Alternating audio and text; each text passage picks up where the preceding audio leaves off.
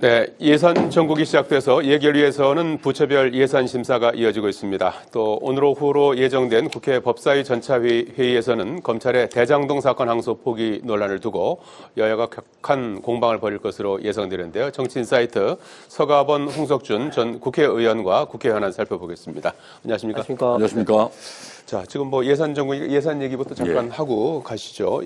지난주부터 이제 예산 심사가 시작이 됐고 이번 주에는 이제 경제부처 그리고 이제 내일부터는 비경제부처 예산 부처들을 이제 대상으로 이제 장차관이 이제 출석을 해서 질의를 쭉 하고 있는데 오늘 오전에 쭉 보니까 관세 협상이라든지 뭐 재정 규모의 적정성 얘기는 계속 나오고 있고요. 부동산 대책, 배당 소득세, 농업 기본 소득 뭐 이런 부분들에 대한 질의가 이제 많이 나오더라고요. 그래서 어떤 부분이 좀 눈에 띄셨습니까? 예, 결국은 지금 어쨌든 사상 최대 규모 728조 예산이 편성돼 있지 않습니까? 작년보다 한 55조, 8.1% 정도가 증가했는데 결국 핵심은 R&D 예산, 이게 대규모 편성이라고 봐야 되겠죠. 한 44조 이상 이렇게 편성이 됐는데 결국 그 AI를 기반으로 하는 과학기술 분야를 통해서 선진국으로 도약해내겠다, 기반을 마련하겠다. 이를 통해서 우리 국민들의 삶의 질도 향상시키고 또 미래를 위한 이 성장 기반을 확실하게 다지는 그런 계기로 삼겠다라는 강한 의지가 반영된 예산 아니겠습니까?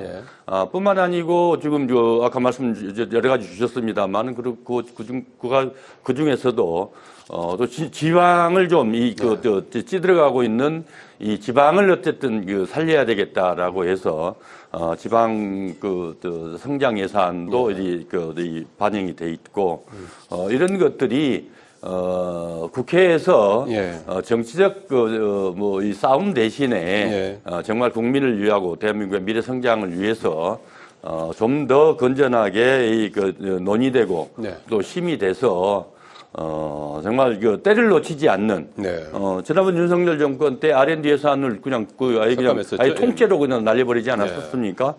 그로 인해서 국가 성장의 피해가 얼마나 크고 그랬습니까? 어쨌든 싸울 때 싸우고 뭐 논란을 벌일 때 벌이더라도 최소한 예산 때만큼은 국가와 국민을 위해서 국회 의무다 이런 생각과 각오를 가지고 예산 편성 심의에 임해주기를 간절히 바라겠습니다. 네, AI, R&D, 이제 지방 균형 발전에 이제 집중된 예산.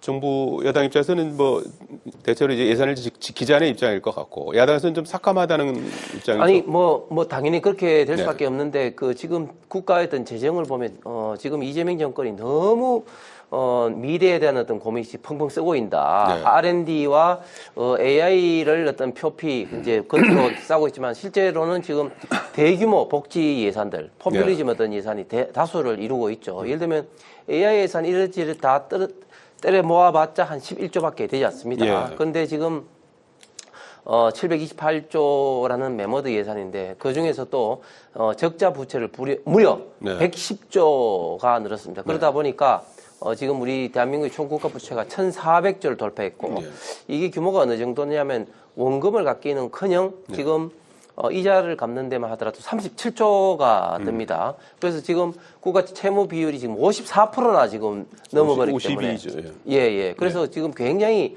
빠른 속도로 늘어나고 있고 OECD 국가 중에 속도면을 봐는 1위고 그다음에 지금 비기축 통화국으로 보면은 이 채무 규모가 3위 정도로 굉장히 빠르고 있는데 내용은 어떠냐? 복지 부분에 이번에 너무너무 많은 퍼주기성 선심성 예산이 많습니다. 예를 들면 아동수당이 5세에서 13세까지 늘어났다든지 또 기초생활 수급자가 4인 1가구당 206만으로 상승된 것이라든지 소비 쿠폰이라든지 또 농업 기본소득이라든지 이런 어떤 부분 때문에 엄청나게 많이 늘어나서 지방 같은 경우는 예를 들면 여기에 대해서 매칭을 해야 되기 때문에 지금 대구가 2천억 이상, 부산이 제가 알기로는 한 3천억 이상 복지비를 충당하기 위해서 매칭하기 위해서 지금 기체를 발행할 정도로 완전 지방 재정도 같이 지금 멍들어가는 이런 어떤 많은 지금 문제점이 하기 때문에 발생되기 때문에 이런 어떤 부분을 어떻게 효율적으로 삭감하느냐 하는 네. 것이 뭐 야당 입장이 아니라 우리 국민의 입장에서 대단히 중요한 것 같고,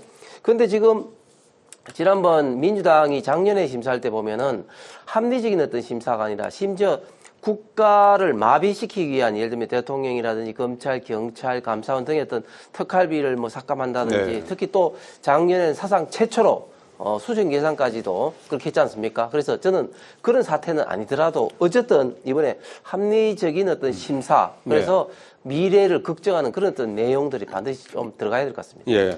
이번 주 비경제부처 심사하고 다음 주부터 이제 개수조정 소위하고 그때부터 아마 이제 그런 그 구체적인 일들이 이제 진행이 될 것 같고요. 자, 그리고 대장동 사건 항소 포기와 관련해서 국민의힘이 오늘 법무부 대검찰청 앞에서 현장 규탄대를 열고 정성호 장관 그리고 노만석 검찰총장 등에 대한 사퇴 그 압력 수위를 높였습니다. 그리고 이제 민주당이나 국민의힘 모두 국정조사를 이제 하자는 그런 입장이에요. 그래서 민주당 입장에서는 이 대장동 사건이라든지 이런 것들이 이제 친윤 정치 검찰들의 대통령을 겨냥한 조작 수사다, 억지 기소다 해서 국정조사를 통해서 밝혀보자는 입장이고, 국민의힘도 국정조사 좋은데 국정조사 특검으로 윗선 개입 의혹을 밝히자 이렇게 이제 서로 이제 맞서고 있는 그런 상황입니다. 그래서 어쨌든 이 대장동 사건 예. 정말 오랫동안 얼마나 뭐 통틀어 보면 그건 10년 이상 지금 끌어온 거 아니겠, 10년 가까이 뭐 다 되게 끌어온 거 아니겠습니까? 그만큼 이게 윤석열 정권 때 이재명 뭐 잡겠다고 정말 뭐 온갖 수단과 방법을 다 동원해서 무리하고 억지로 수사했다는 게 뭐 대다수 국민들의 생각 아니겠습니까? 그리고 짜맞추기 억지 수사다. 어쨌든 그런 평가를 받고 있는 이 대장동 이 수사건인데 1심에서 어쨌든 판결이 끝났어요. 결국은 검찰이 이 항소해서 승소율이 20%가 채 안 된다는 거 아니겠습니까? 검찰이 항소한 것은 일반 피의자들이 항소에서 승소율이 한 40% 가까이 되는데 일반 피의자들의 절반도 미치지 못하는 항소 승소 비율이거든요. 어쨌든 그래서 무리하게 이 항소하는 것을 좀 지양하자라는 사회적 여론은 뭐 들끓었고 또 뭐 그렇고 요구 정부에서도 그런 요구가 있었지 않겠습니까? 어쨌든 이번 사회적으로 뭐 큰 파장이 지금 일고 있지요. 뭐 무리한 거다. 또 뭐 야당에서는 지금 뭐 이걸 가지고 정치 쟁점화해서 문제를 삼고 있습니다만은 어쨌든 따지고 보면은 또 관련해서 윤석열 그러면 윤석열 전 대통령에 대해서 구속 취소할 때 그러면 검찰도 그랬고 지금 야당도 그랬고 그와 관련돼서 그러면 어떻게 대처했었느냐. 지금과 같은 그 야당 법사역을 지금 떨었었는지 입 다물고 있었지 않습니까? 어느 것이 더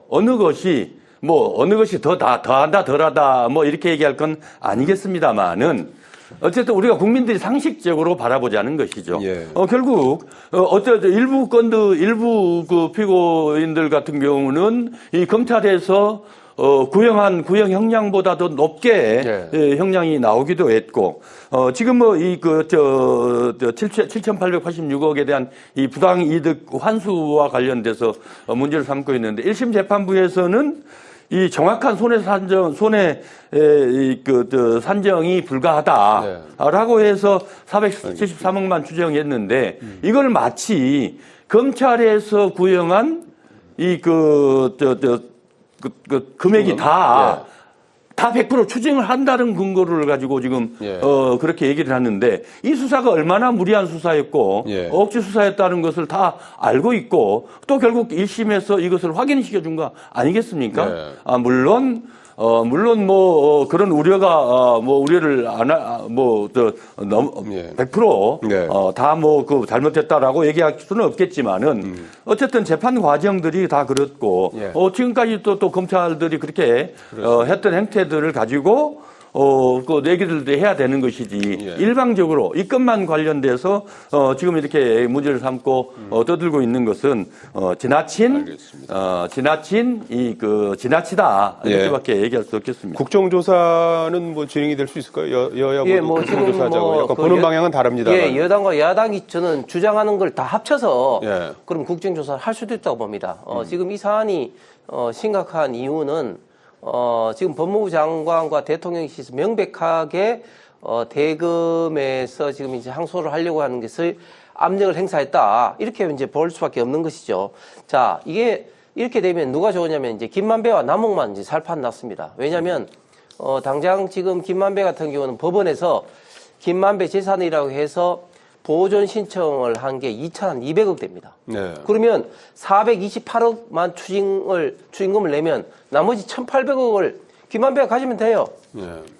자, 이런 것을 이제는 회수할 수 있는 방법이 사실상 없게 됩니다. 왜냐하면 이제 항소를 검찰에서 하지 않았기 때문에 이 부분에 대해서 이제 다툴 수 있는 방법이 없습니다. 왜냐하면 지금 뭐 민사소송으로 해결되면 되느냐 뭐 이런 식으로 하는데 이거는 예. 성남도시개발공사에서 민사로 정말 할수 있다, 이거는 이런 얘기도 법을 있더라고요. 알면서도 이야기하는 것은 진짜 호도하는 것으로 모르고 이야기하면 정말 무식한 행위인데 이 형사에서 특경법이라든지 이런 부분이 지금 현재 무죄로 돼버리면 예. 성남도경의 지금 민사 재판도 직접적인 영향을 끼칠 수밖에 없는 겁니다. 그렇기 때문에 민사를 통해서 환수한다는 것도 굉장히 어려워졌다. 이게 이제 문제가 되는 거죠. 그래서 결국은 남욱, 김만배 등의 어떤 범죄자에게 이런 천문학적인 수익이 돌아가는 거죠. 그러면 결국 누가 손해를 보는 겁니까? 성남 시민들과 국민들이 손해를 볼 수밖에 없는 겁니다. 왜? 이런 어처구니 없는 사태가 발생되도록 검찰에서 결국은 이런 어떤 항소를 제기하지 않는가. 결국은 담당 수사팀 수십 명 그리고 중앙지검까지 결재가 떨어졌고 또 대검에서도 하려고 했는데 법무부가 압력을 행사해서 결국은 하지 못했다. 그럼 단순하게 정성훈 법무부 장관이 이걸 했을까요? 당연히 대통령실과 의견이 교감할 수밖에 없을 것 같고 결국 이런 식으로 되면 대장동의 김만배 등 일당과 이재명 대통령의 관계가 결국은 한통속이다. 이런 비판을 받을 수밖에 없는 겁니다. 네, 압력을 행사했는지 뭐 여부는 이제 조금 잠깐 말씀을 드리면은 노만석 검 총장 대행이 사실 얘기를 엉터리처럼 얘기를 좀 했었죠. 정성호 장관 분명하게 얘기했지 않습니까? 합리적으로 고려해서 판단해라. 신중히 판단해라. 신중히 판단을 해서 합리적으로 판단해라. 이게 지금 압력이라고 얘기를 하면 곤란한 거 아니겠습니까? 주무장관으로서 충분히 할 수 있는 얘기고 그것을 검찰에서 최종적으로 판단해서 결정한 것을 그걸 가지고 심지어는 지금 우리 홍현도 그러시지만은 대통령까지 이 문제를 들고 공격하는 것은 그것은 너무 심하다. 거기에 대한 한마디 하시고 물론 그 법무부 장관이 개별 사건에 대해서 검찰총장이 지휘할 수 있습니다. 자, 지휘할 수 있는데 그 지휘하려면 이제 두 가지가 지금 이번엔 절차적 위반이 있습니다. 왜냐하면 공식적으로 개별 사건에 대해서 지휘를 하려면은 문서가 있어야 되고요. 그 다음에 관련된 어떤 심의위원회를 해야 되는데 지휘했다고 한 건 아니잖아요. 지휘를 한 게 아니잖아요. 아니 그러니까 제가 말씀드리잖아요.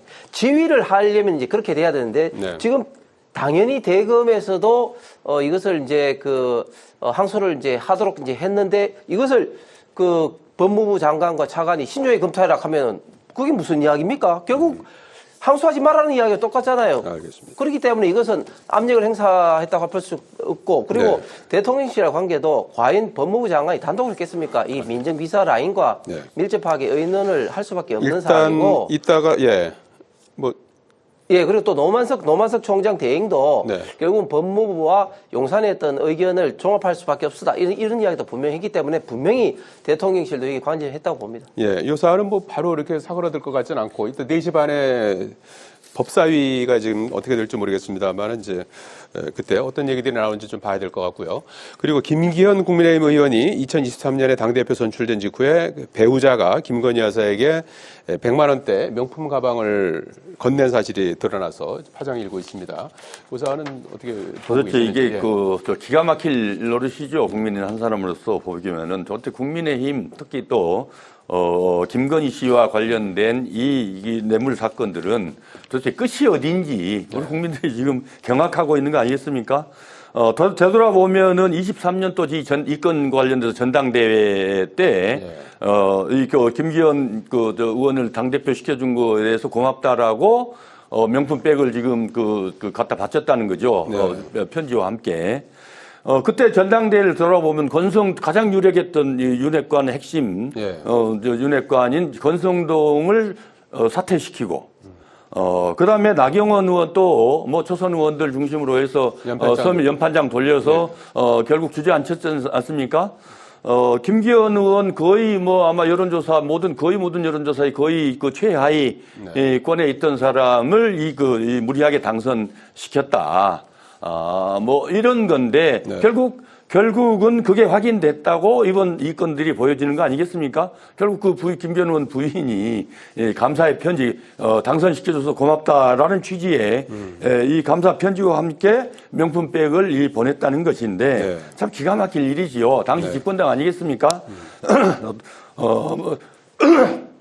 대통령도 아니고 여사님께 고맙다라고 하는, 결국 누가 정말 대통령이고 또 더군다나, 당에서 이루어지는 이런 선거에, 대통령실에서 개입할 수 없도록 돼 있었고, 그와 관련해서 박근혜 전 대통령도 결국 이 중요한 건으로 탄핵되고, 유죄 판결을 받아서, 결국 당무관여죄로, 결국 진역도 죄도 받고 그랬었는데, 정말 있어서는 안 될 일들이 그냥 이 양파 껍질 까듯이 이렇게 나오는 그런 현실들 참 한심하죠.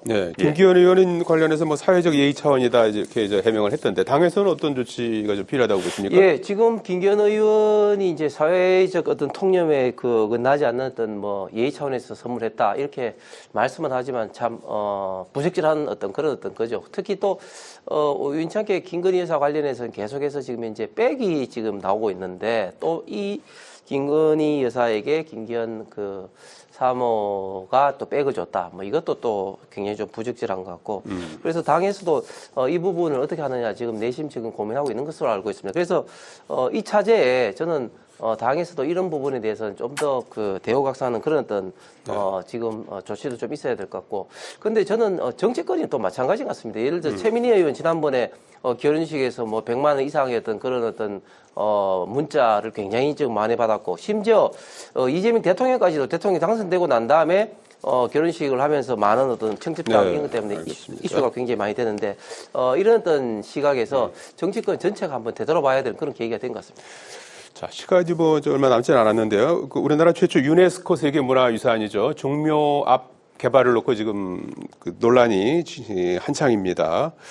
종묘 앞에 들어설 건물 높이를 서울시가 142m로 2배 올리는 도심 재개발 계획에서 논란이 촉발이 된 건데 김민석 총리가 직접 현장에 가서 서울시를 비판하고 나서면서 논쟁이 불붙고 있고 오세훈 시장은 김 총리하고 토론을 제안한 그런 상황입니다.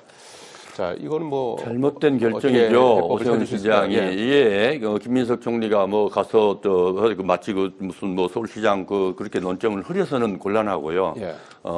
대한민국 국무총리로서 세계문화유산, 더군다나 1호로 유네스코 세계유산을, 이 사안을 가볍게 봐서는 안 된다라는, 충정을 정치적으로 몰고 가서는 곤란하고요. 이 건 관련해서 1995년에 유네스코 세계문화유산, 우리나라에서 1호로 등재됐습니다. 이때 유네스코 측에서 이 유산 구역 내에 경관에 악영향을 미칠 수 있는 주변에 고층 건물 인허가를 하지 않아야 된다라는 조건을 붙였고 서울시에서도 당시에 이 약속을 했거든요. 서울시가 개발을 하지 않겠다라는 약속을 분명히 하고 95년도에 우리가 세계문화유산의 종묘가 등재된 겁니다. 그런데 지금 이게 재개발을 하지 마라가 아니고 이게 초고층 145m, 145m나 되는 초고층 건물을 지어서 개발하겠다는 거 아니겠습니까? 아무리 부자들을 위한 정책을 쓰고 부자들을 위해서 정책을 한다고 하더라도 최소한 이 세계 문화유산이 있는 도시에 사회 경제적 효과가 3천억 연간 3천억에 가깝게 이거 경제적 이득을 잇따라고 평가하고 있거든요. 결국 이 초고층 건물을 하나를 지어서 서울시가 연간 3천억 이상의 경제적 이익을 창출할 수 있는 것인지 이조차도 오세훈 시장은 판단해봐야 된다는 겁니다. 우리의 세계가 우리만이 아니고 세계가 지켜야 될 유산으로 문화유산으로 지금 관리되고 있는데 그 주변에 누가 뭐 재개발을 하지 마라, 개발을 하지 마라는 것도 아니고 초고층 이 건물을 지어서 그것을 훼손해야겠다라는 그 심보가 도대체 뭔지 이해하기 어렵습니다.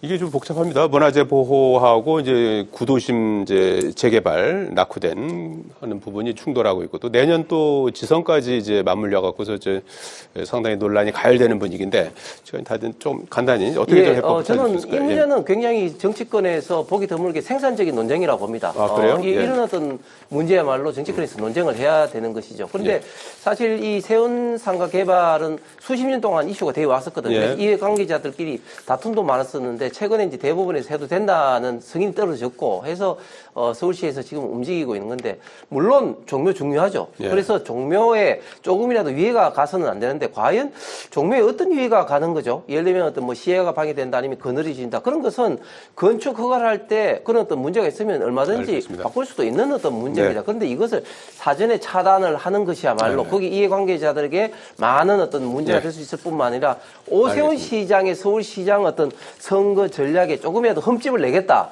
이런 어떤 민주당의 어떤 발목 잡기로 보입니다. 이 논란은 조금 더 좀 이어질 것 같으니까 다음 기회에 또 한번 토론해 보도록 하겠습니다. 여기까지 듣겠습니다. 고맙습니다. 감사합니다. 고맙습니다.